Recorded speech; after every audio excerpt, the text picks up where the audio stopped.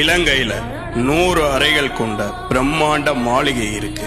ஆனா அங்க ஒரு மனுஷன் கூட தங்க முடியாது. இன்னைக்கு வீடியோல அத பத்தி பார்க்கலாம். டிகாண்டா வாலவா இந்த ஒரு மாளிகை இலங்கையோட கம்பஹா மாவட்டத்துல இருக்கக்கூடிய 10 பெட்டி வாழா பக்கத்துல இருக்கு. இந்த ஒரு பிரம்மாண்ட மாளிகை பாக்குறதுக்கே ரொம்ப கிரீப்பியா இருக்கும். கிட்டத்தட்ட 100 அறைகள் இருக்கும். ஒரு சில அறைகள்ல ஜன்னலே இருக்காது.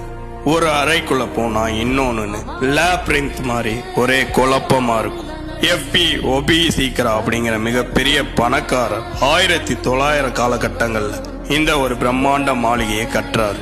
கிட்டத்தட்ட அவ்வளோ செலவு பண்ணி கட்டின அந்த மாளிகையை எதற்காக அந்த குடும்பம் விட்டுட்டு போனாங்க அப்படிங்கிறது தான் அங்க இருக்கக்கூடிய மிகப்பெரிய மர்மம். ஒரு நாள் ராத்திரி அந்த ஒரு மாளிகையில தங்கியிருந்த ஒரு பிரிட்டிஷ் அதிகாரி ஒரு கொடூரமான உருவம் ஜன்னல் வழியா அவர் வெறிச்சு பாக்குறத நோட் பண்றாரு.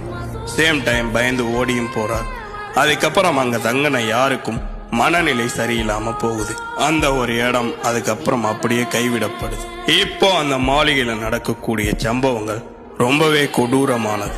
ஆள் நடமாட்டமே இல்லாத அந்த ஒரு மாளிகைக்கு இப்ப நம்ம போனாலும் எங்க இருந்து வந்து உழுகுதுன்னே தெரியாத அளவுக்கு கற்கள் நம்ம மேல வந்து விழும். இந்த ஒரு மாளிகைய உள்ளூர் மக்கள் பேய் மாளிகை அப்படின்னு தான் சொல்லுவாங்க. ஏன்னா இங்க நிறைய கொடூரமான உருவங்கள் நடமாடுறத நிறைய பேர் பார்த்திருக்காங்க.